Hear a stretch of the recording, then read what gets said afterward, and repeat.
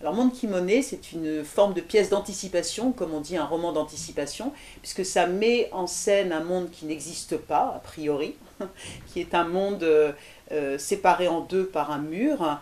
D'un côté, il y a le monde des pauvres et de l'autre côté, il y a le monde des riches. Donc c'est un monde qui n'existe pas aujourd'hui. Et un jour, un homme, que j'appelle l'homme dans la pièce, va traverser le mur et va arriver en plein milieu de la grande soirée de la Biwi Bank, la soirée d'anniversaire de la banque qui donc contrôle toute cette société, et va interpeller le vieux grand directeur de tout pour lui demander d'effacer sa dette.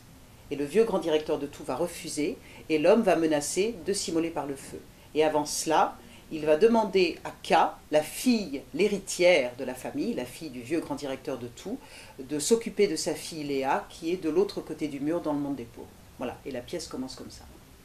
Alors, le projet de Monde Kimoné est né après une journée que j'ai passée dans une grande entreprise de vente de crédit à la consommation, et notamment dans les services de contentieux et de recouvrement, dont la violence des échanges en milieu tempéré, pour reprendre ce titre, m'a totalement retourné.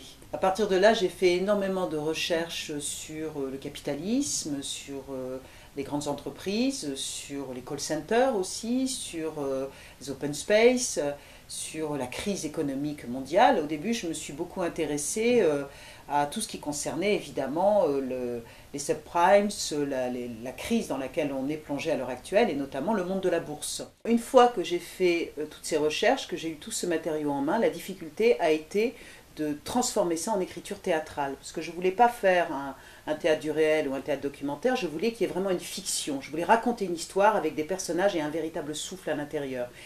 Et la seule manière que j'ai trouvée de rentrer dans cette histoire, ça a été à travers la relecture de grands auteurs du 19e siècle, comme Zola avec La Curée, ou Mirbeau avec Les affaires sont les affaires, ou Balzac, qui traite de ça pratiquement dans toute son œuvre, ou Hugo aussi dans Les Misérables, parce que ce sont des auteurs qui ont su, tout en dépeignant la réalité sociale et politique de leur époque, se saisir de ça avec un rapport à l'humain qui est un rapport profondément d'amour de l'humain. Et c'est ce qui m'a rouvert la porte de l'écriture à travers cette histoire, qui m'a permis d'écrire Monde Kimoné, qui est nourri réellement de ce souffle aussi, de ce souffle romantique.